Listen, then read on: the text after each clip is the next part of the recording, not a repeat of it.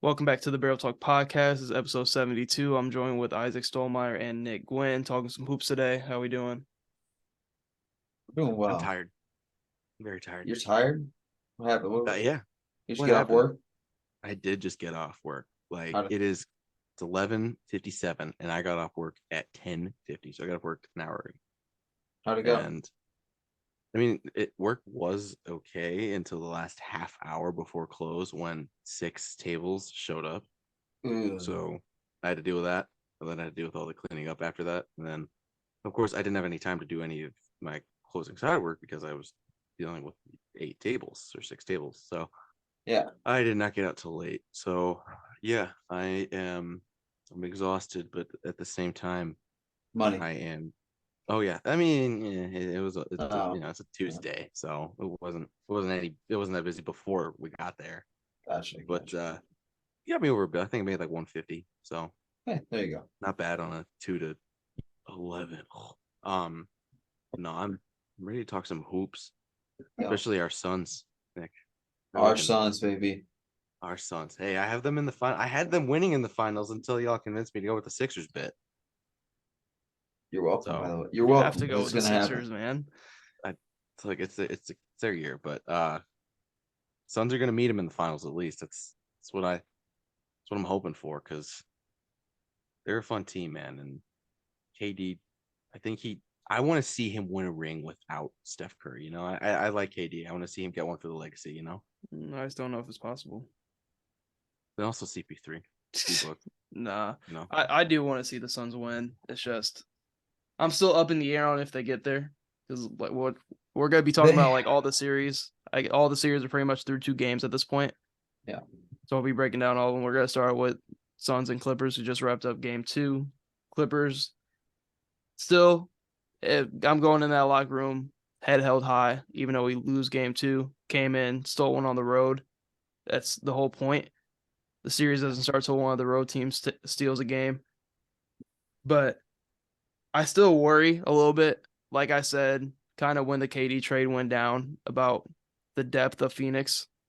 Because in game 1, like TJ Warren, no minutes. Josh Okogie, who really down the stretch of the season was playing a ton of minutes. And was really that 5th guy, other than like the starters for the Suns. He barely plays in game 1, but then you see Shamet get 24 minutes. And then somebody like Damian Lee, who is top 5 shooter in the league percentage wise this year.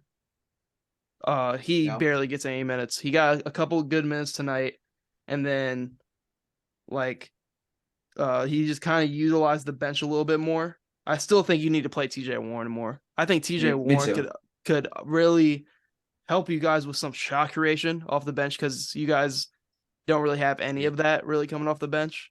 Mm-hmm. TJ Warren has to play more. Bismack gave you guys some good minutes instead of Landell. But if I'm Phoenix, I'm still worried because Torrey Craig is not consistently giving you 17 on 5 threes. D-Book did have 38. Kevin Durant had a pretty good game. Chris Paul and Ayton played better than they did in game 1, but still worried about the depth because Clippers were still right in this game till the very, very end. But I don't know. I'm still worried. I think this series is still definitely up in the air, especially with the Clippers stealing one of the games in Phoenix is huge. Yeah, I completely agree. I'm for sure worried about our depth because, like you said, I don't expect Troy Craig to play that well every game. I don't expect that at all. And I don't know. Do y'all know? I don't know if Campaign is like coming back soon. I have no clue. No clue. I don't know. But we really need his minutes, I think. I don't know. Which, like you said, we need another play. We need a playmaker off the bench because I feel like every single time we go down to 2, like Devin Booker, just with 4 bench guys, it just the fucking lead goes away completely. Mm-hmm. Warren needs to get more minutes, like you said. DeAndre Ayton played better. He made a lot more of his shots. I didn't see much aggression, but he played a little bit better on the boards. Like you said, Biombo gave us good minutes. But like, I don't know. I'm not worried, but Isaac was talking about us in the finals. Man, right now, we are not playing like a team that's going to the finals. And we're Well, playing a team that has no Paul George. You So also, it That's also is the Clippers, probably the deepest and most well coached team in the whole league. yeah. This is why the series is like as close as it is, even without Paul George. But like, I'm just looking at like minutes played. Like, I think TJ Warren should eat up all 13 minutes and 60 seconds of Landry Shamit's minutes. Landry Shamet should not be getting this many minutes. Josh Chocolate should Koji, not be touching the floor. I think Koji would have played a lot more if Torrey Craig wasn't having the game he was having. But when I'm looking at the Clippers, Batum probably should have had a better game. Only played about 19 minutes. Westbrook, very good game, efficient on all levels. Kawhi Leonard was obviously, I think Kawhi Leonard's been the best player on the court in these first two games. Yeah, he's played the best in the 2 games. And then I do anticipate adjustments being made in game two. Like before the pod, me and Nick were talking about I think Robert Covington's gonna get playing time in this next game because in the fourth quarter drop coverage killed the Clippers late game, and it was kind of too late to really make any real adjustments on it. It was only like 2 minutes left in the game. And I think you're gonna see a lot more switching, definitely in game two, just because Chris Game Paul or game three, yeah. Just because Chris Paul is and D Book and KD work in that mid range, and if you're gonna continue to run drop coverage and allow D Book to pull up from three, and Chris Paul to really be able to create on a big, but I think that's the one adjustment I would make if I'm the Clippers. Definitely going more switch heavy. But Clippers are going to need Westbrook to have another really good game. Yeah. And his I don't, defense and has I don't been know if he's stellar, capable so of doing that. I think defensively his defense has been Yeah, stellar. yeah. I think he can do that, but I don't know if he's capable of having back-to-back good offensive games. We'll see. But like I said, I predicted him having a better game. Like some of those layups in the first game were all good shots. They just were all rimming out. But like 2 for 3 from three, that might not happen. He Every probably won't single be as time, efficient. every single time he's at the top of the key and he saw that he was one-on-one, he just would drive to the basket. And just get some of the fucking defender on his hip and just fucking. No, this was a huge Westbrook game. The 3 of 19 was absolutely. But I mean, they atrocious, won. But they won. So. But they won because of Westbrook's defense. Honestly, down that stretch. Absolutely, his value is so immense in many other ways, and his offensive rebounding too was in game one was huge. He had 5 offensive rebounds in game one, and in game two, I'm not seeing that if he hit any. He only had 5 boards. I don't know how many of those were offensive, but so that's He had one offensive rebound. Yeah, limiting those offensive rebounds from your point guard is kind of huge, honestly. Those are extra possessions, you know. In game one, it just felt like every offensive rebound Westbrook got was just so critical for that time in the game. It's a huge momentum swing. Yes, because it's like, wow, now you're having Booker and KD, who've already played however many minutes, play another 24 seconds of defense. Then they got to reset, readjust. You know, they're not ready. Half of them were looking to go set up on offense. Kawhi, we take Kawhi Leonard for granted. I know Kawhi Leonard isn't always the healthiest guy in the world, but when he's healthy, we see shit like this from him. He's guarding Kevin Durant, getting his teammates involved. 31, 8, and 7 tonight with 3 steals, efficient splits.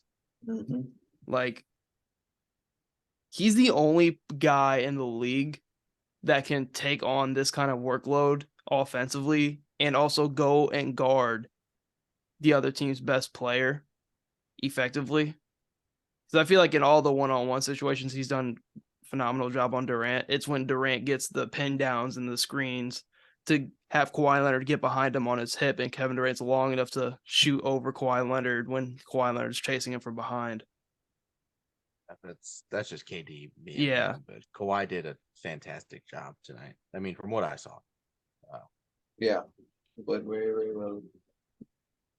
I just wish Paul George was healthy, but it's always something with the Clippers. Somebody's always hurt. Somebody's always day to day. I just wish we got to see a healthy series between these two, because if Paul George was healthy, I mean, Yeah, it'd be different. We talked about it, but that's But he's just not. get Don't healthy. worry Just get healthy. about. But I he's mean, not. this you're just not healthy. That sucks. Just get healthy. Another series we can jump to. Also, a game 2 happened tonight. Knicks and Cavs. Cavs dominant This is a win. fun one. Definitely needed win. I think Phoenix and Cleveland were both in must-win territory because they were going to go. They're obviously going game 3 and 4 on the road. Don't want to lose complete home court. But even with the Knicks like kind of getting blown out in this game, like the Clippers, heads held high, came in, did what they needed to do, took one on the road. And honestly, I think this is a series that I expected the Cavs to win because I didn't really know about the Julius Randle injury, how much that was going to hamper his game. But this series is going to – I don't see the series going anything less than 7. Yeah, these It teams has are to. very evenly matched. Yeah, it's gonna be fun. It has to. I'm looking at the box score. Just looking at the Knicks. Just a rough shooting night for the starters. 8 of 20, 5 of 17, 4 of 13.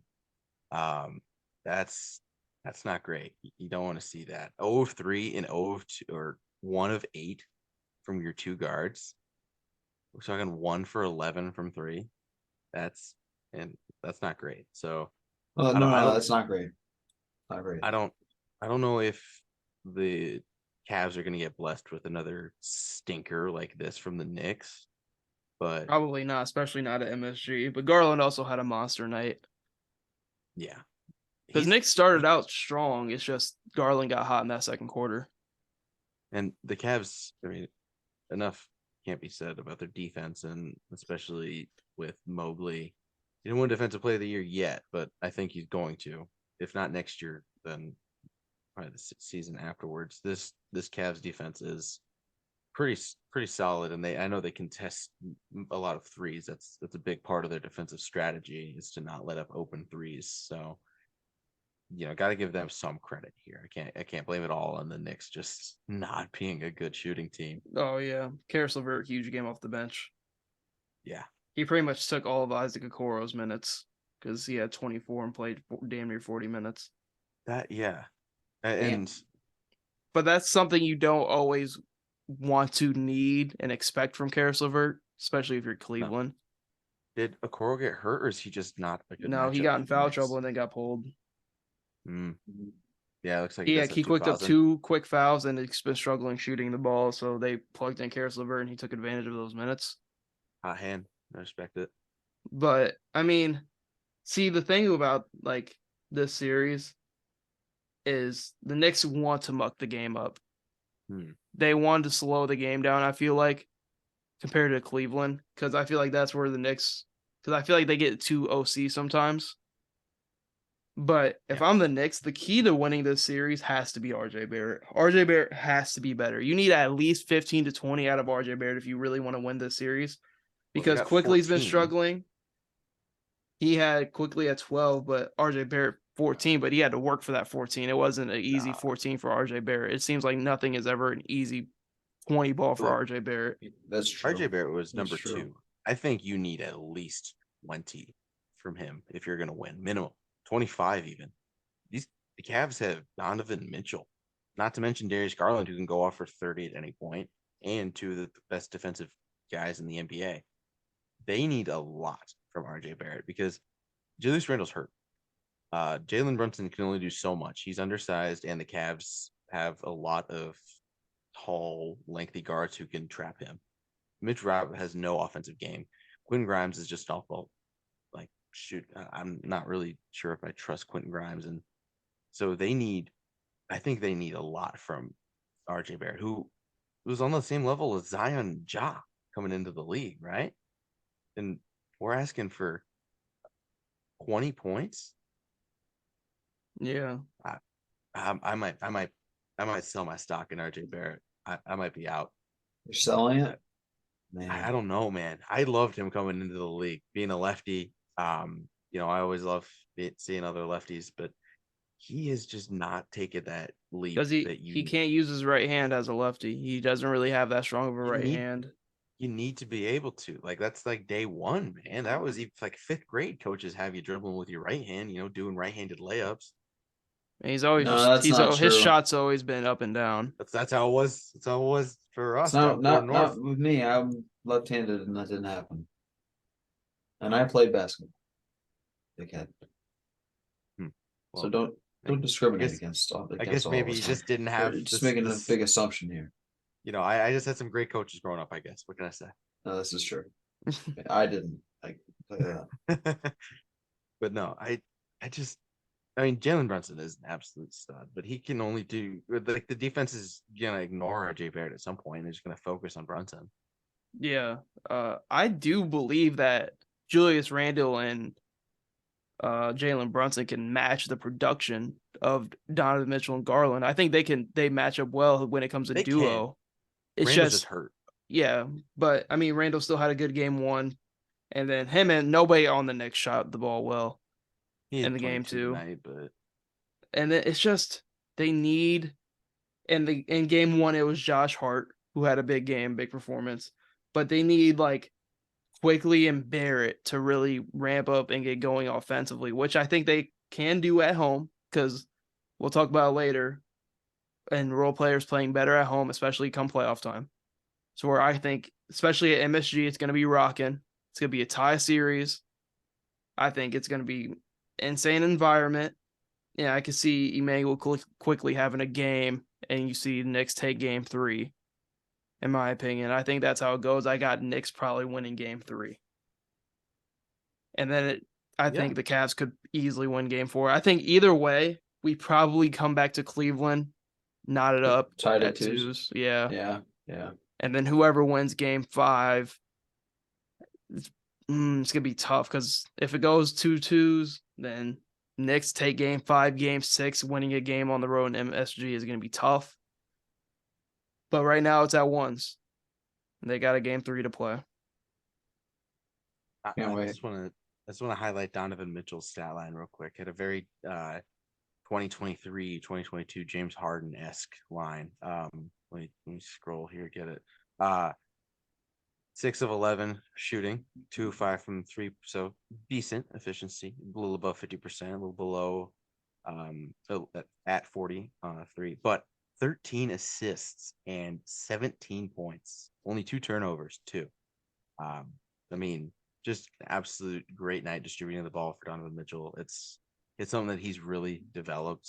When he came in the league, he was mostly just a pure scorer, but he has really worked on his playmaking ability, and it definitely helps playing next to Garland that Mitchell can share some of those point guard responsibilities, let Garland score like what he can do.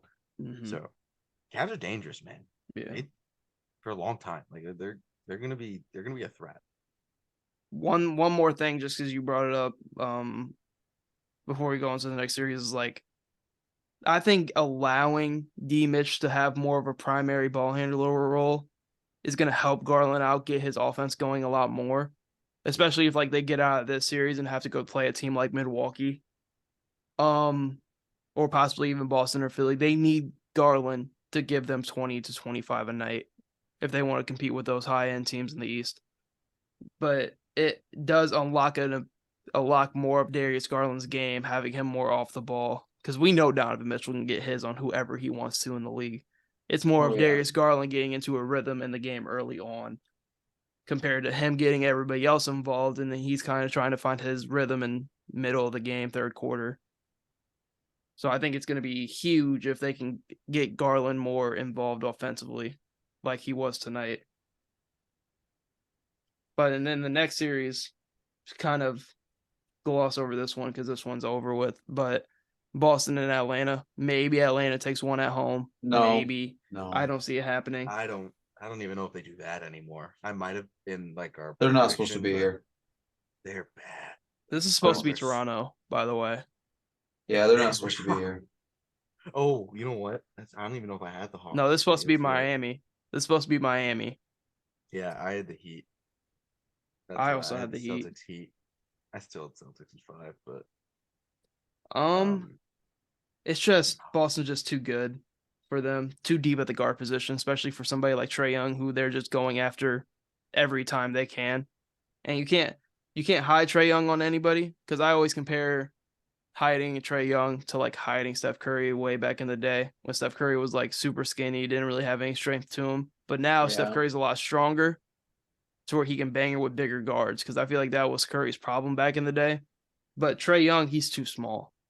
Like it doesn't matter who you try to hide him on. Derek White, Brogdon, Smart, all of these guys are going to go at Trae Young Yeah. and be successful with it. I mean, 9 for 22, 2 for 8. I mean, 24 points. It ain't good enough to beat Boston. That's typical for him It's lately. just, I wouldn't be shocked, man. I really wouldn't be shocked if they look to move on from Trae Young, because they have a DeJounte Murray. And they have other decently young pieces around that team and DeJounte Murray. I mean, DeJounte Murray, 29 points, 6 for 6, 6 rebounds, 6 assists, and 4 steals, 11 for 24, 7 for 13 for 3. I mean, I don't expect DeJounte Murray to knock down 7 threes every game, but DeJounte Murray can give you 27, 7, and 7. Yeah, and he had a plus minus of he was even 0. And Trae Young had a plus minus of -18. God One of the damn. lowest on the team. Yeah. Bum ass. So I just feel like people are starting to and a figure 13-point Trae loss. Young out. You just gotta make Yeah. Trae Young guard. You make him guard. I mean, it's the Hawks they have so much shit to work out. I think they get swept. I don't think this is even a contest. No, the Celtics. Sweep, get the brooms out. Yeah, get those brooms out. The Celtics. Even I checked the score. I have a friend who's a Celtics fan, and he texted me, and it was like Jaylen Brown turned the ball over a bunch. So I assumed that the Celtics were losing, but and it was kind of close. But I think this score wise, this 13-point game is the closest we're gonna see. It that the Hawks are just totally outmatched. They like Nick said, they do not belong here. This should have been the Heat. I think Trae Young just got hot in the play-in tournament. Just was finally making some shots. And then he has really regressed back to like what? Just 2 of 8, 25% of it. He's had a rough year shooting the ball. Yeah.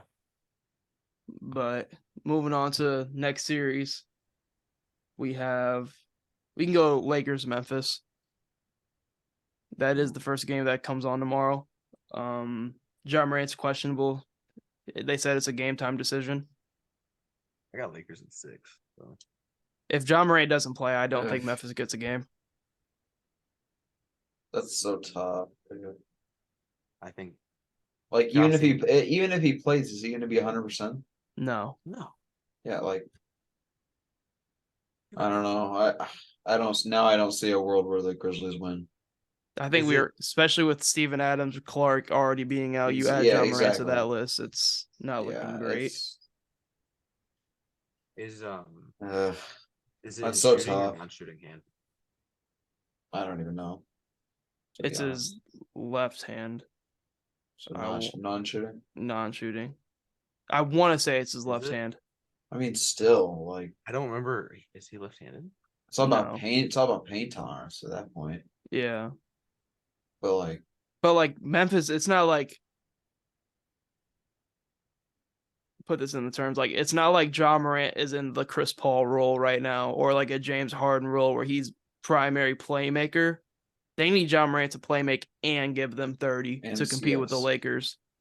Yeah. Who have been red hot, honestly. I mean, it feels like their role players are just playing out of their minds, like Austin Reeves and D'Lo and everything else. Who both had good games in game 1. Yeah, like Rui Hachimura having a great game. Like their role players are stepping up, and they would, even if Ja Morant was healthy, and they would need him to be special if they wanted to beat this Lakers team, who's great defensively. Even with Ja, I took the Lakers in 7. So I thought I gave Memphis the benefit of the doubt. Even if Ja's hurt, I'll give him 1 game. But if they can't go. If not, see you down later. 2-zip. Right. I think they get swept if they don't win this game tomorrow. Yeah, Corey. So sorry, I don't mean to be that guy, but don't be that guy. Ja Morant actually bruised his shooting hand, which is his It was a right shooting hand. Oh, Okay. peace out, hand. Grizzlies. So See you next year. I knew nothing was like no, torn or broken. I it's knew something just a was wrong with soft it tissue though. bruise, just a bruise, which still sucks, especially in your shooting hand. Not, he might play game 4, or game 3, but I don't know. Maybe not tomorrow for game 2. I mean, they did have Game. it was Sunday, right? Yeah, game 1 was Sunday. They're playing game They've 2 had tomorrow. they've had an extra day, so maybe that Mhm. swelling will go down enough, but it'll still be pretty sensitive. I think he'll end up playing tomorrow. Because I think He'll they at least know try. the importance of this game. Yeah, I mean, there's realistically, their season's on the line here. Yeah. I don't mean, see again, them- even if he plays, I just don't see Nope. him playing at 100%. This is where the Grizzlies would need like the AD I don't think it stinker game. matters. Yeah, he's probably not gonna be able to grip the ball, and as Yeah. a dunker, that's pretty important. So, and one wrong move, like one wrong hit from somebody, and you're fucked. or even See, you look- just dunk and you hit your hand on the rim. Yeah, No. and anything. So I don't see him having. Yeah, it's tough. Grizzlies, like, I know there's still a whole series to play, but I don't think the Grizzlies should be hanging their heads if they lose to the Lakers because of they're losing because of injuries. I think the Grizzlies fully healthy. I think they beat the Lakers. Yeah, With Yeah, Steven Adams and Clark I and would John say Morant fully healthy, I think they beat the Lakers. It's just they've I had agree. the bad injury bug, and it started with Steven Adams and then went to Brandon Clark, and then John Morant's been having his off the court stuff plus injuries throughout the back half of the season. It was really hindered them.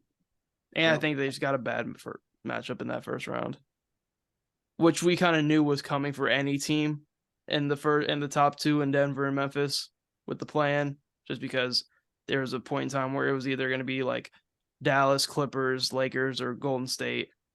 Yeah, So it was looking rougher. It was going to be a tough matchup for anybody who would help play the play-in teams in the West. Yeah, I can't even lie. If the Lakers would have dropped to the 8th seed, I would have pushed the Lakers in 6 agenda so hard. Like it would have been talked about on like TV pundits, and they would have credited us.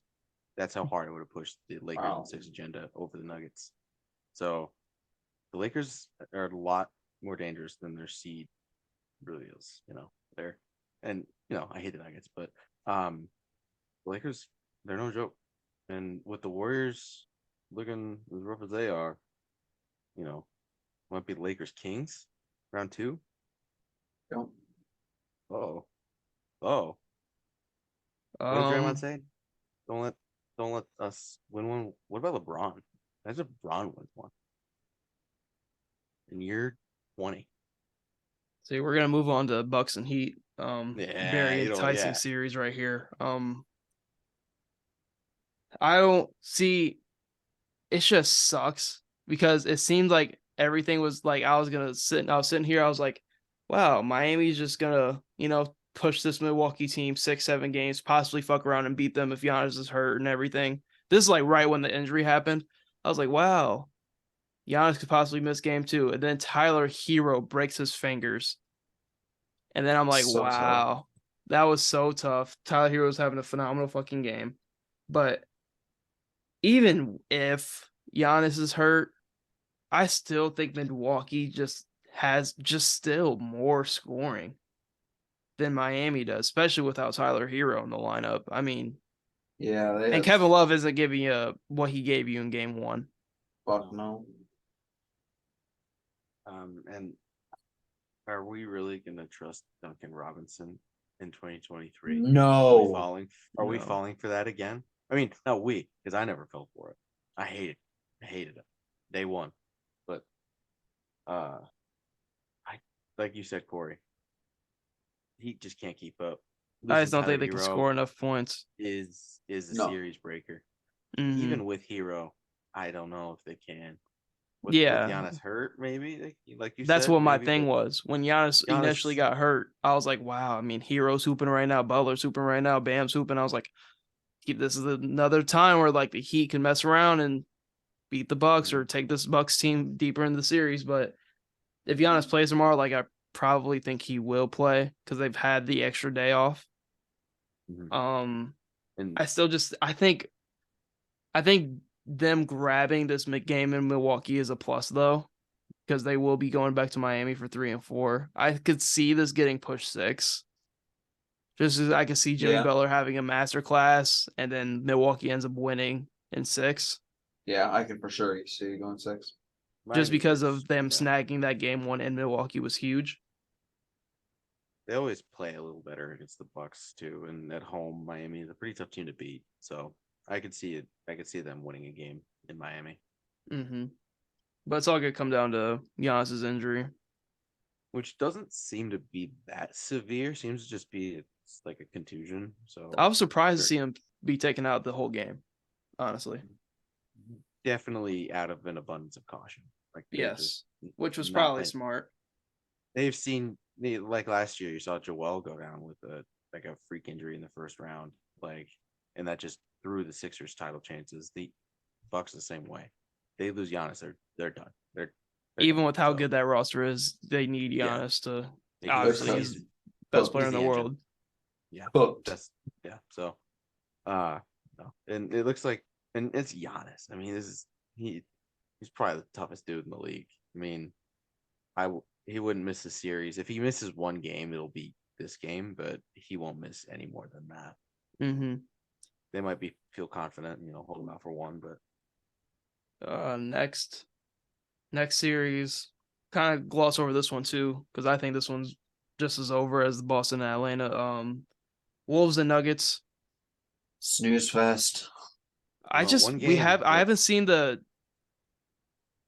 I don't know if Anthony Edwards is still dealing with that shoulder injury he had against the Lakers, but I just haven't seen Anthony Edwards really super and hyper aggressive like he needs to be. Cat and him both having off games. Denver, one of the best home teams in the entire league. Denver just has too much for him, and Denver's actually playing more of like a team compared to the Wolves, which I thought the Wolves could be a little bit better just because they had the bigs to kind of match up with Jokic. That's what I thought But too. but it doesn't matter. Like Rudy Gobert being a all-time great defender, he's not on the Utah Jazz where everything funnels to him anymore. Like their Minnesota Timberwolves are not that kind of defensive team the Utah Jazz teams were. And he's kind of, at least all year from what I've seen, kind of been getting exposed. Like he obviously can't hang with Jokic. You take him anywhere outside of right under the basket, he's a liability on defense because he's slow-footed. And with how slow-footed Jokic can be at times, it doesn't matter. He can still get by Rudy Gobert. Jokic does whatever he wants to Rudy Gobert. It doesn't even matter. And then the only way they would even snag a game off this Denver team is if like an Anthony Edwards, Karl Anthony Towns explosion in Minnesota or something, which could happen, but I doubt it. I still think Denver wins. Probably sweeps them, maybe Like 5. maybe one. Like that's it. Yeah. I don't see Minnesota doing shit. Mm-hmm. Anthony Edwards just I don't know. I don't know, man. But they need another big piece. Yeah. It's and part of it is getting Rudy Gobert off that goddamn roster. Somehow. You can find some team to take him. That's the crazy thing about it. You can still You- probably find a team that could You can use figure something it like out. him. Do Yeah. it. I mean, Like this is that level of disaster. They also are missing Jaden McDaniels, their best perimeter defender. Yeah, see, like I don't care. Like that's just not It enough. still wouldn't have mattered. It still Yeah, wouldn't like matter. yeah, it doesn't matter. And here's the thing too is Rudy Gobert works great on a team surrounded by a bunch of good perimeter defenders, but Karl Anthony Towns is a center. He's not a good perimeter defender. He never will be. I mean, that's not what you want from that's not what you need from your center. If Bam Adebayo is a different story, but you put Rudy Gobert on a team with like hypothetically, not just like it's gonna happen, but like the Celtics, a team that has a bunch of wings that they can just rotate in and out. Like that's a team that Gobert needs. So that way, A really good defensive team on the perimeter rather than because then he's really just the help side then. Yeah, exactly. Because they're filtering it all into him. He's getting, Mhm. and then they're just, because they're not a solid perimeter defensive group, weak side lapses, and then they just pass it over him or lob it up and he gets dunked on. So I will say it's not a real great fit I think they expected a little too much of him. They saw locks and were like, "Oh, he'll lock down our defense." They didn't realize that Cat is so slow-footed. I mean, he's agile for a center. That's not saying much. Offensively, he's agile. Defensively, he's not. Yeah.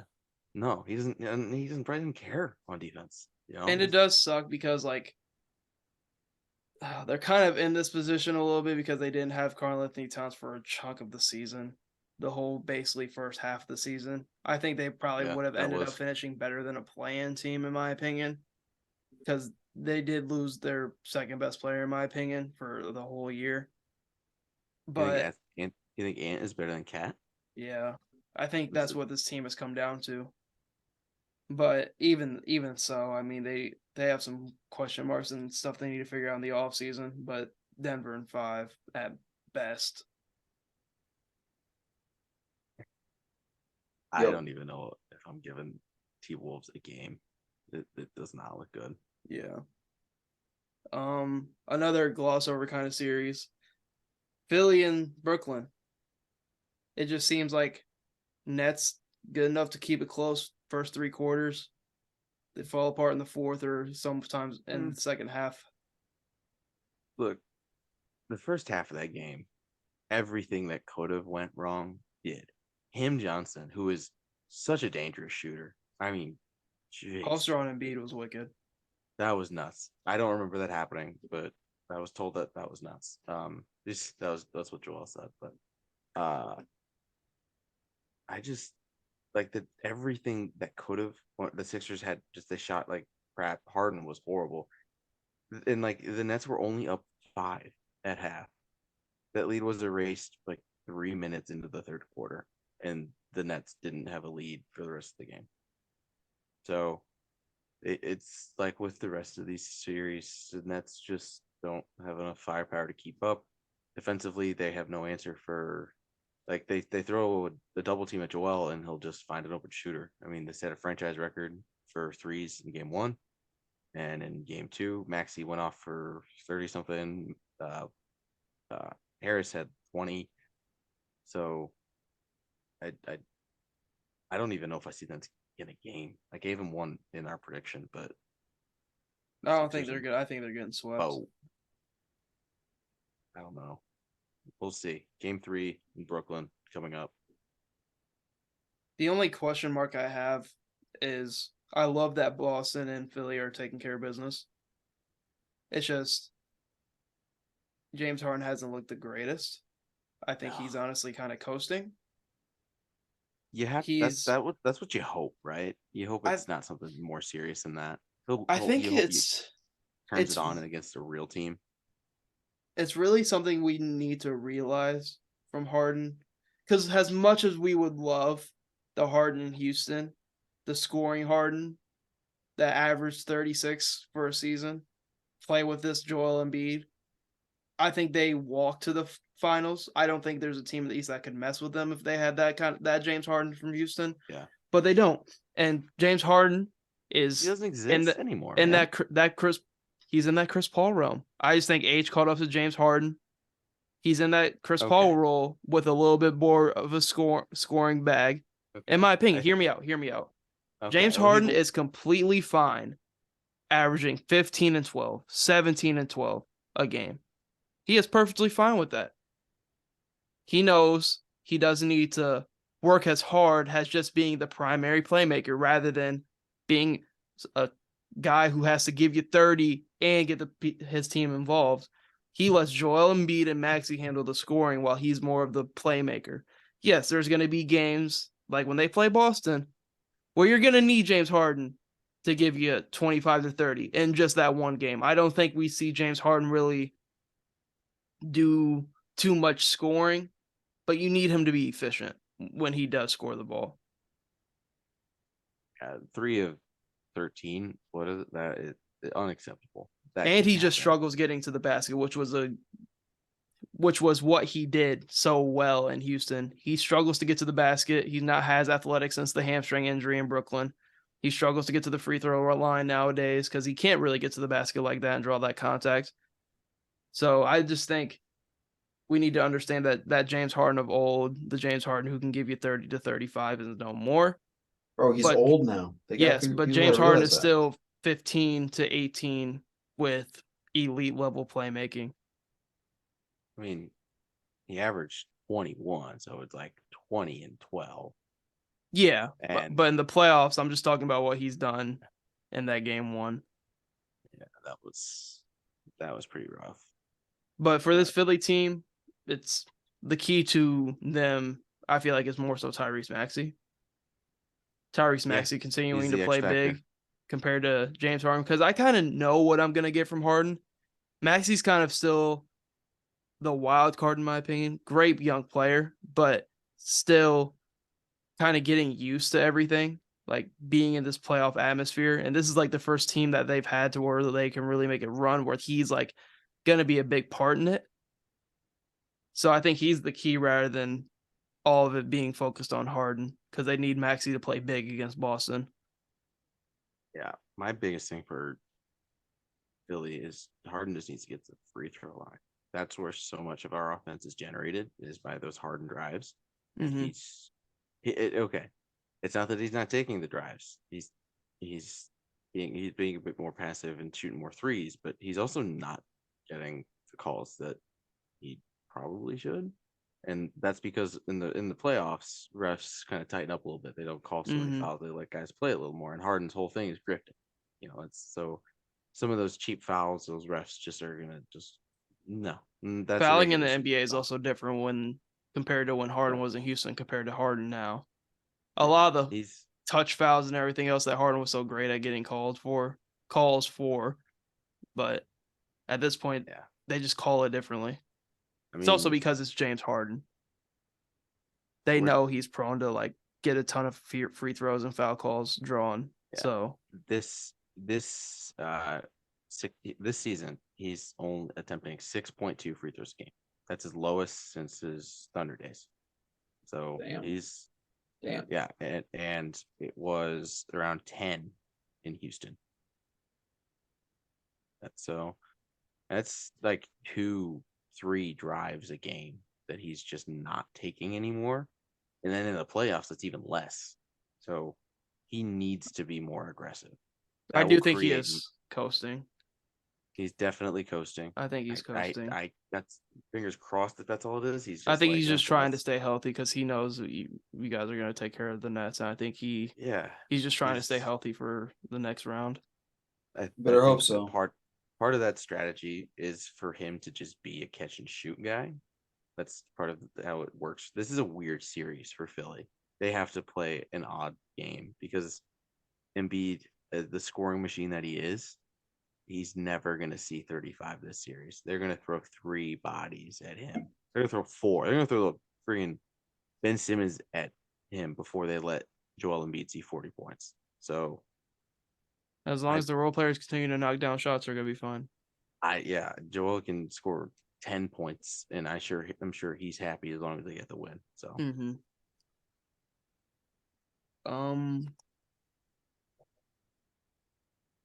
are we down to Warriors and Kings? yes, I think that's the last one, which Is is that the last one? which is good And I because wanted to talk about this. I need the floor. Yeah, do it. yeah, Go to all work. you, bud. All right. Let's hear it. Let's watch both these games start to finish. When I tell you we're down 2 Wait. Down 0-2, by the way. No, I know. Your Golden State Warriors. Yeah, we're down 0-2 for the first time in Steph Curry's career. I just want to. Okay, yeah. No, I know. No, I know. World champion. Yeah, I mean defending champions. Right. Oh yeah, On yeah. 2-0. Down 0-2. Right. Team has no playoffs in 20 years. All right. Go. So, in my opinion, through the first 2 games, 2 close, tight games, I think I've seen us play our worst basketball. And the crazy thing is, and it could be a positive or a negative, depending on the way you look at it. For me, I look at it as a positive, especially the first 2 games of the series, right? Game 1, you get an absolute explosion off the bench from Malik Monk and Trey Lyles. You don't expect Malik Monk to average double his points that he averaged in the regular season, but it's playoff basketball, right? Role players play better at home, especially in front of that Sacramento crowd, which I've never in my life seen a crowd loud like that the entirety of a game, especially an NBA game, by the way. It's insane. But That was the next level stuff. But game one, didn't think we really even played that well, but still had a chance to win the game. Wiggins makes that three. We're tied up 1-1. Wiggins had probably the best look he's had. You can't even draw up a better play to get a better look. Wiggins just missed it. Oh. We can live with that. Yeah. And then Curry missed the final shot on a runner floater three, which because he took that shot, they had a little bit more time. I saw people saying, oh, Curry's not clutch because he missed the last shot. Curry scored 12 in the fourth quarter. He's the only reason why we were still in the game. And he took that shot because he had a feeling he was going to get blocked from behind. But let's get to the two people I want to talk about fucking most on this team. And one of them is not Draymond Green. Yeah. One of them is Klay Thompson. When you look, that was going to be Jordan Poole. He's the second one. When you look at the box score, Klay Thompson in game one, 21 points, right? In game one. When you go to game two, here's my problem with game two. Klay Thompson started out the game fine. But I think Klay Thompson despawned and didn't spawn back into the game until the game was damn near over with under 2 minutes left in the game. And then he decides to hit 2 threes that damn near were meaningless. But I'm like, Klay Thompson basically disappeared middle of the game. Jordan Poole's been absolutely terrible. Been super turnover prone. The whole team has been super turnover prone. Well, I'm looking at it was ugly. It was ugly. Yes, well, I'm looking at Golden State, and I understand. I've been one of the main people saying this. When Golden State plays, yes, they have a free-flowing offense, so it's going to result in a lot of turnovers sometimes. But when I'm looking at some of their turnovers, it's not even in the offense. There were multiple turnovers where they're dribbling up into the half-court offense, and a lazy pass gets thrown. Like, the Kings are a very athletic team. All of the players they are playing are under the age of 26, who are playing with absolutely nothing to lose, who have never been here before. So they are playing way more hungry than we are. Oh, yeah. And then yeah. I think that's what we're seeing Absolutely. more so than anything. They just want it more. They want it more. And I think Steve Kerr's getting heavily outcoached. Yeah. Heavily outcoached right now by Mike Brown, who is the coach of the year. But No doubt. he's getting No doubt. outcoached. Like, I understand taking Jordan Poole's minutes away because if he's not scoring, he's really not stopping anybody on defense. He's such a liability on defense. Like, he's getting Yes. attacked. Mm-hmm. Someone But pointed out I that don't- he's just a Tyler Hero clone, and I just don't get Kuminga barely getting PT this past game. I think Kuminga could be a huge difference maker because he is super young and super athletic. I expect him to play a ton of more minutes in game 3. And I feel like DiVincenzo's even at times where I'm like, fuck, DiVincenzo should be in the game right now because, yes, Gary Payton is a better defender, but Dante DiVincenzo is more respectable from 3. But the Right. main key, if the Warriors want to win this series, which I see a world where they win the next 2 at home. The only 2 teams in the league that are better at home, record-wise, than Golden State is Memphis and it is Denver. Golden State has taken care of business at home all season long. I'm not saying it's a guarantee. They still need to go out and win these games, obviously. Like, because Draymond Green is now suspended for game 3 on Thursday. We'll see what this team is really made of. We'll see how Steve Kerr is going to coach this team to a win without their best all-time defender and see what they do. But I see a world where they can still win this series. They can still win the next 2 games at home. But we're going back to Sacramento in game 5. I see a world where that happens, but there's also a world where, like, the Kings are just wanting it more. That's what it is. And I'm sorry, Steph Curry cannot do it all. He can't. They have, with Jordan Poole not playing good, they have nobody to relieve pressure off Curry whatsoever. Klay Thompson, I'm sorry, Klay Thompson, you're wanting a fucking max contract, but you can't disappear for 3 fucking quarters. You can't do it. You can't disappear for 3 quarters. And then this is a thing that I said at the deadline when we talked about at the deadline on the pod. Why the fuck did we not go out and get a big? Why did we not Yeah. go out and get a big? Traded Because the Wiseman game, for if what? we're being honest, the game was over once Kevon Looney fouled out or got in foul trouble. The game was over because he was the only person giving. And honestly, when Draymond is on Sabonis, Sabonis struggles heavily to score the ball. And then once Kevon Looney got in foul trouble, then it was free game because we didn't put Kuminga in, who I think Kuminga can play that small ball 5. Yes, he's obviously not going to stop Sabonis, but him being athletic at the rim can help us with our rebounding. And then I think in game 3, Kuminga needs to play a lot more. DiVincenzo needs to play more. And I think since we don't have Draymond, we definitely need to. I think Kuminga should be in the starting lineup. I think we got to go. He won't though. He won't. Yeah, he won't. But I think we need to go Curry, Clay, Wiggins, Kuminga, and Looney. I think that needs to be the starting lineup. And then you bring everybody else. Like you need a great game out of Poole. And I will say, like I brought up earlier, role players play better at home. Yeah. And you've seen that's what has been the difference maker. I can see a easy Jordan Poole 35-point game in game 3. And it's not like I said, both of these games have been close.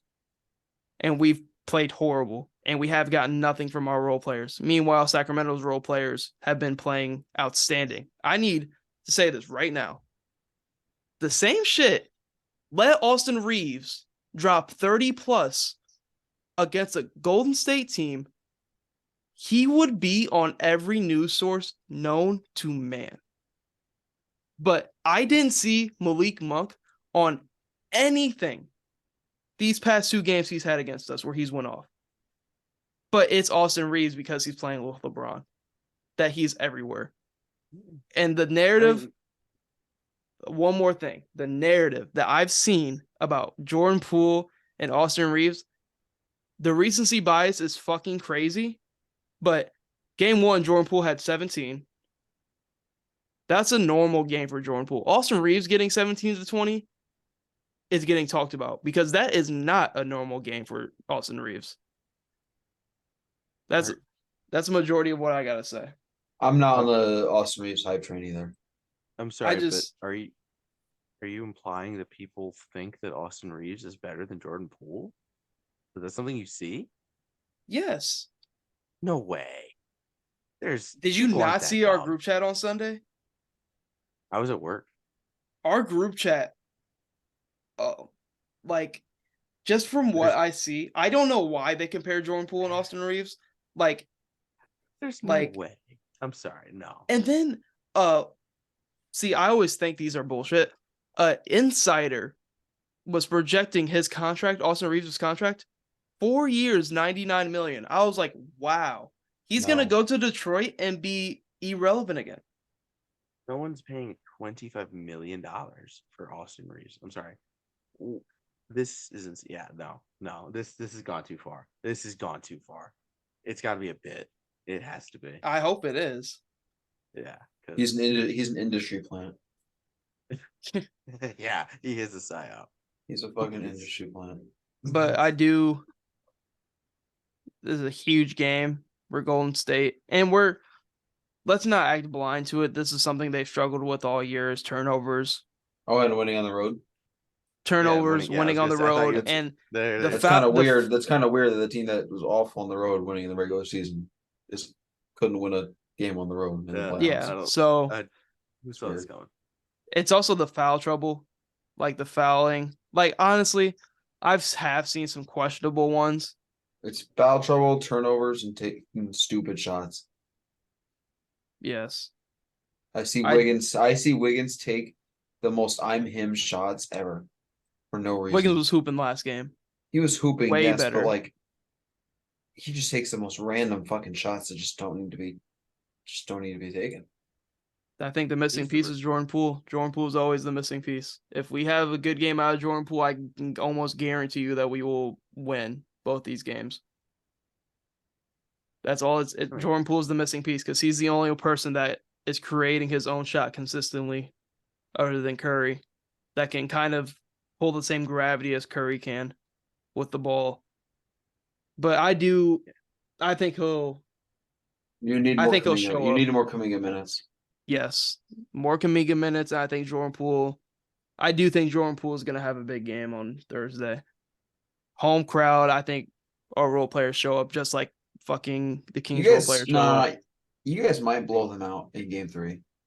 Low-key. Not having Draymond. No being a Draymond. Team's stick, pist off. They're gonna be shooting. Gonna have to have crazy. get your Seeker's gonna have to give Kuminga minutes. And DiVincenzo. DiVincenzo, and that will work. So he's like, wow, I can actually do this. And then Yeah. your eyes are pissed off. You're at Chase Center. Yeah. Warriors in 6. No, I don't know about that, but I think Warriors win game 3 mightily. I think if we can tie this series up 2-2, we could possibly get 2 more chances at Sacramento to go win one on the road.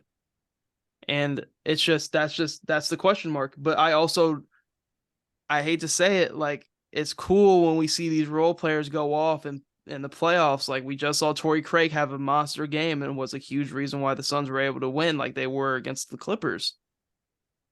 But like, role players play better at home. That is what it is. It's always been like that. You have seen the Sacramento role players. Davion Mitchell hit a dagger 3 against us last game, who's been tremendous the first 2 games of the series. Malik Monk, who's playing like an all-star caliber player. Like, now people are like, It's what the fuck did Charlotte get rid of Malik Monk? Why do the Lakers not have Malik Monk anymore? That's what the conversation is now. Oh my god. And then you see somebody like Trey Lyles, game 1 having 17 off the bench. Like, role players play better at home. I expect our role players to play better at home. And we're acting like this is a crazy thing because I've been seeing a lot of like, oh, Warriors getting swept. If anything needs to be talked about, it's just Sacramento taking care of business. Sacramento's the higher seed. The Warriors are the 6th seed. Sacramento's the 3 seed. Sacramento's been great at home all year. They took care of the 2 home games. Don't pull the underdog card now. No, I'm not pulling the underdog card. I'm just being realistic. Like, Sacramento's been good all year. Like, I never came into this series saying that we were just going to dog walk Sacramento. Did I think we were going to win one? But you did have you guys winning the finals. Oh, of course. And now you're saying, man, we were supposed to win anyway. Okay, well, my mindset, the best case scenario was for us to split the first 2 in Sacramento. Like, the crowd in Sacramento, they were not going to lose both those games. No. I do agree with you when you said that. I don't know if you've said that yet on stream. We were talking about that before we started, but no team was going to beat them in these. Yeah, I don't think any team was going to beat Sacramento in these first 2 games at the crib. In my opinion, for sure. That place was rocking. Basketball gods they overruled on that one. There was nothing you could do. Mm-hmm. It's make or break. Just like it was kind of make or break for the Suns tonight and the Cavs tonight. 2 big wins. It's going to be make it or break it for the Warriors. I do think the Warriors are going to take care of business in game 3. I do too. Even without Draymond Green. I think, I'm not going to say it's going to be a wake-up call for Sacramento, but I think the Warriors are just going to take care of business in game 3. Okay. And what do you think about that stop? We got to talk about it. We just have to. We just do. Oh yeah, we should talk about it a little bit. Because to me, I saw a couple angles that looked like Sabonis got shoved down by Clay. It's getting lost in all this. Clay just kind of shoves him down, and then Sabonis, he's kind of a wimp, so he falls and kind of flops, sells it. But then he's covering his face. He's not grabbing Draymond. His hands are nowhere near Draymond's ankle. It gets kind of wrapped up in his arm when he's trying to just cover his face, but he was not grabbing Draymond's ankle. And I hope Draymond sees that and says something, because he's making it seem like Sabonis went and actively grabbed him, because this is far from what happened. Well, I just disagree. Here's my take on the thing. Both players made dumb plays. Either one. I hate how I hate how both sides are trying to make it seem like it's only one sided when it's really not. Yes, did Sabonis get pushed down? Yes, it's physical basketball all fucking series. They were going for a rebound in late game situation. I'm sorry he got pushed down. But and like at this point, half the team was already well past Sabonis, besides 2 Warriors players. He swears to God the whole narrative, and mind you, I'm on neither side, even though Draymond's my guy. Neither side of this. You are not on neither side Dude, of I, this. I'm not on either side because Draymond shouldn't have did You that are- shit. He shouldn't have been you talking are- to the crowd because we were losing the game. I'm not on Draymond's side at all because the stop was ridiculous. But You're- Sabonis, when I heard him talk about it, Sabonis is acting like he didn't. Oh, he was protecting his face. Sabonis had his entire arm around Draymond's leg and cuffed it like this when To Draymond cover tried to his step up. face. He was no reason trying to cover his face. Nick knows He was what I'm on the talking about. ground. He wrapped both arms Whoa, around. whoa, whoa, whoa, No, no, whoa, no, buddy. Don't He Oh, do wrapped not both don't you bring broke me arms. into you this. into it. Did y'all not see the play? Here's the thing. Here's what I'm gonna Did say. you- Here's what I'm gonna Yes. say. I Mediator. I will not. I'm not gonna say what Sabonis's intentions were. I don't know if he was trying to fucking wrap his Fair. leg in there, or if he was just trying to cover his face. Could have been Either doing it way- covertly. Either way, we have seen people pull people down before, whether it's on purpose or not. You don't stomp on somebody like that. Yeah, You just don't do That's- that. that's the other part of it. I've seen was that? I've seen more than a handful of videos of people grabbing people on the leg, and I've never ever seen someone stomp like that to get somebody off. No. So- It's not like And Draymond's wrong for that. And Sabonis, way more wrong. I don't know if you Way want to get more him wrong. Oh yeah, Draymond's And- way in the wrong, but I don't think and- Sabonis is just so off the hook No, because no, he's no, the no, victim. no, no. I don't think, and with them giving the suspension to Draymond, I don't think you can give Sabonis the benefit of the doubt. I think you have to punish him a little bit as well. So like I think what technical that he got was warranted. I just feel But like I also think the suspension is warranted because I think that's so cross the line. It was egregious. both He- yeah, everything was warranted. I find it so convenient. I've never ever in my life seen somebody cover their face like this, bro, on the ground, bro. Like, and it's the weirdest coincidence to where he has Draymond's whole foot in this grasp. But like, and I can also see a scenario where like you just get knocked down, you look up and like your arms are already in a certain position, and you just see Draymond's big ass about to step. It looks like he's about to step on you, and you just go like this out of just fucking reflex. I could see that also being true, and it just happened. His legs fucking stuck. Sabonis. It also doesn't help that it's Draymond. Like if it was any Yeah. other player in the league, this is like not even close to as big of a deal as it is. But it's fucking Draymond Green. Yeah, no other player except for maybe Grayson Allen is. And I don't even hate Draymond like that. It's just that was just crazy.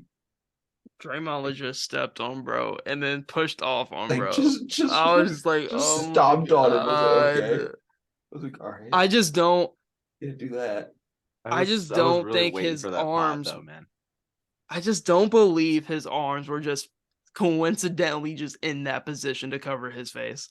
They were already moving towards the fetal position when he was like mid-fall. It was Oh, dude, Fetal so so position. good though. Dude acted like might he was have, dying. though. He acted like he was dying on the court. He got X-rays. Then they went to check his lungs. I'm like, how hard did he fucking stomp on you? Because you He finished the stomped game. him hard. But like you Yeah. finished the game.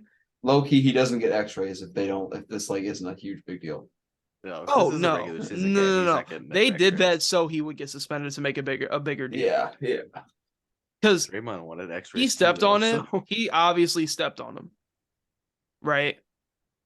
Let's not forget Sabonis is like 6'10, 6'11. This is a grown ass man. He sold it well, Okay. for sure. I'm not saying it probably didn't hurt, because it probably did. But didn't he step finished the on him, whole Corey. game. He stomped on him. Like He raised stomped his on knee him. I up. understand, Isaac.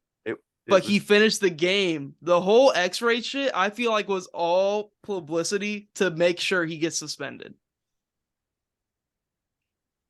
This conspiracy theory. Because if his lungs I don't were think he was. I really don't think he I was that love hurt. it. if I his really lungs were in don't. that much jeopardy, he It's- wouldn't have finished the It's game. so much. It's just so much more fun that he wanted X-rays and got them, and Draymond wanted X-rays, but he didn't get them. This man Draymond wanted X-rays on the ankle. He did. That's The funny. Warriors like no. No, You- you you don't I guys need did it. think that suspended. was funny. I did think We're that was pissed at funny. you. We're not giving you X-rays. Okay? What the fuck? That's And then so apparently Sabonis is like questionable for Thursday. funny. You're definitely playing. Stop fucking playing this stupid ass narrative. I just think if he like, cause They're just trying to make Draymond look as bad as possible. yes, which Sabonis I is soft, understandable, like He's- understandable. Yeah. It's just like if the X-rays on the lungs is wicked to me, because if they were that bad for X-ray purposes, then you probably aren't finishing the game. Right. But that's just from my Right. perspective. Both players are in obviously the wrong, in my opinion. Draymond obviously worse than Sabonis, but like Sabonis can't get left off the hook because we don't know his full intentions. No, And we different don't. angles can show different stories. I mean, Yeah. here's the thing though. We do know Draymond's intentions were to hurt Sabonis. So, Oh no, for sure. Draymond don't play that shit. like he was like full intention, like I'm gonna try and hurt you, and this is how. Draymond threw his can't whole see your ass in balls. Sabonis' face last game. Yeah, he sat on him. What does Draymond have? They to do? have been going at it physically all series. Because earlier that game, Draymond Green like legit grabs an offense, just grabs a rebound, and like his momentum just took him out of bounds, and then Sabonis just randomly runs into him, and they try to call a foul on Draymond. Sabonis just running full force into Draymond Green like he Nah, can't see what's in front of him. In real time, it looked like Draymond like fucked him up for a second. Are you talking about when Sabonis ran Yeah, back like in when bounds? it got fucking overturned. Yeah. Yeah, for a second it looked bad, but like it didn't deserve to get a foul. No. He was like Draymond was almost falling backwards. I didn't think because of his He momentum from the flails. rebound. Yeah, he was almost like he was like still. I don't falling. even think Draymond knew Sabonis was behind him. He might not have. I didn't look at it like that much, but like just like I saw it in real time, I was like, oh shit. But no, it didn't. I don't know. Before we It's- go, I want to hear, Corey. Do you honestly think that if Draymond Green would have been drafted to the Denver Nuggets, that he would be a multi-time Defensive Player of the Year, All NBA selection, future Hall of Famer? Nuggets, so he was drafted Just early. for example, it doesn't, not the Warriors.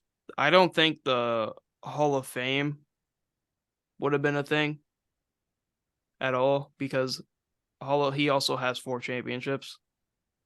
So you're taking away 4 championships that the Warriors won with him being a big part. Gobert's a So- Hall of Famer, so if I Draymond do was still see Draymond being an elite level defender. okay. Like I think he falls more. Obviously, the deep poison stuff came with more of a magnifying glass because he was playing for the Warriors who were winning championships at the time, obviously. But we see somebody like PJ Tucker, for example, get job after job and have an impact on championship level teams because of his defense and his tenacity and his mindset towards the game. So I think this could be a good comparison because the main thing people say about Draymond, if he wasn't on the Warriors, he wouldn't have a bag offensively because who would he be passing to? He's passing to Curry and Klay Thompson, 2 out of the top 5 shooters to ever play, right? I still think, but he would have phenomenal level defense. That's never been something that like Curry and Klay have benefited him for. He's always been a great defender. I think he would have still been in the league. People think he would have just been out of the league. Like, look at PJ Tucker. PJ Tucker doesn't even score over 5-6 points a game, but PJ Tucker starts on a championship caliber team. Because of why? Because of his defense. And people just think, oh, just because you don't do shit on offense, defense is damn near more important than offense in the league. when it comes down to winning. So I do think Draymond Green would have been still a elite level defender even if he wasn't on the Warriors.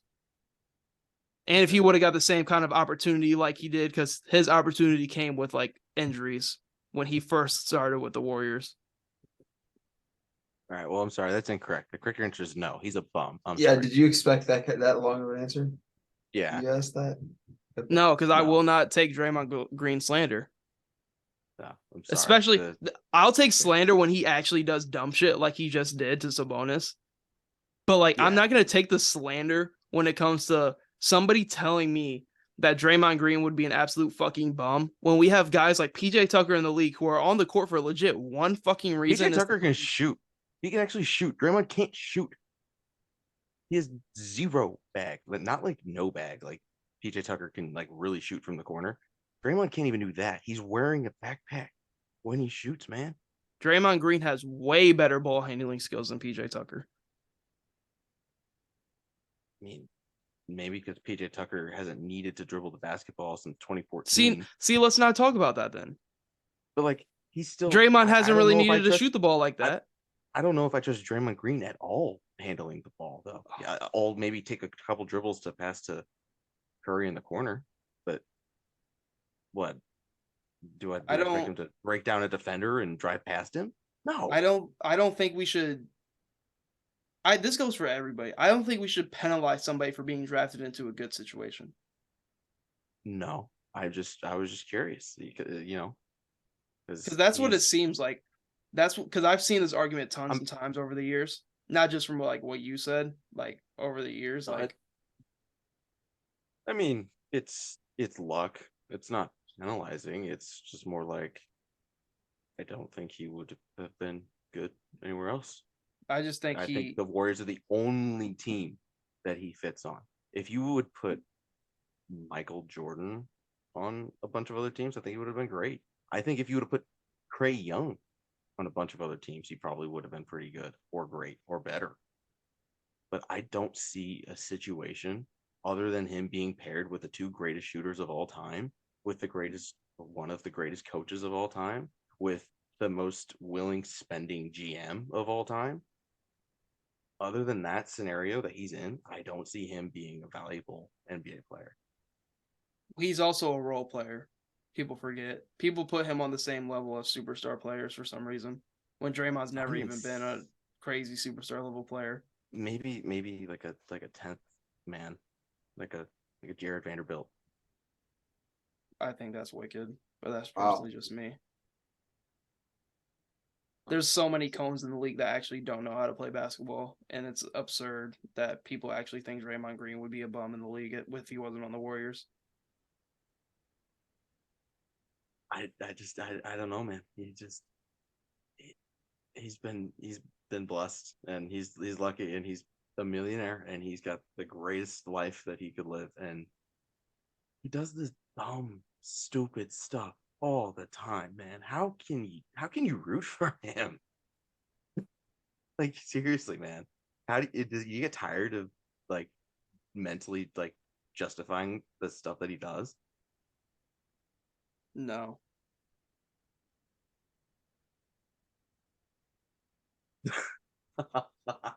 You are a joke, you know that? Oh, okay. Oh, I can be a joke. You're a joke. You're a joke.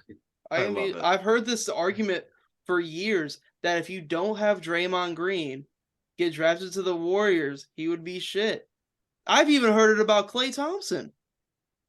No, Klay Thompson would have been just fine. It's all right. It's all Like right. JJ It's Redick, okay. man. It's okay. Big shot to Bob. I think Klay Thompson probably would have. Ooh, he would have been really good. He would have been like he probably would have ended up somewhere, stay put, because shooter like that, you don't let go. Klay Thompson might be top 10 most unlikable players in the league now. Klay Thompson? Yeah. Why?